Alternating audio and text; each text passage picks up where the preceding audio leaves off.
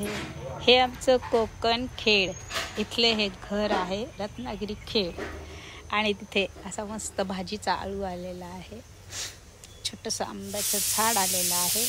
आम्ही घराच्या परिसरामध्ये अशी झाडं लावलेली नाही आहे, कारण पहिले कौलारूची घरं होती, त्यावर नारळ वगैरे पडून ते कौलारू खराब होत होते, त्यामुळे झाडं जास्त काही नाही आहेत. आणि मला काही पूर्ण घराचं शूट घेता येत नाही. ही आमची बॅक साईड आहे, अशी मस्त तुळस आलेली दारामध्ये. कढीपत्त्याची झाडं आहेत छोटी छोटी. इथे सगळे कोणी पाहायला नसतात, आत्या असतात आमच्या, त्यांना एवढं होत नाही करणं.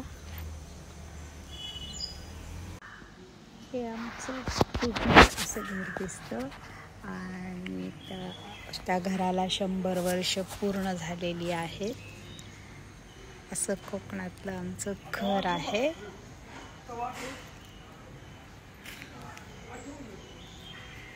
ही पुढची बाजू आमच्या घराची.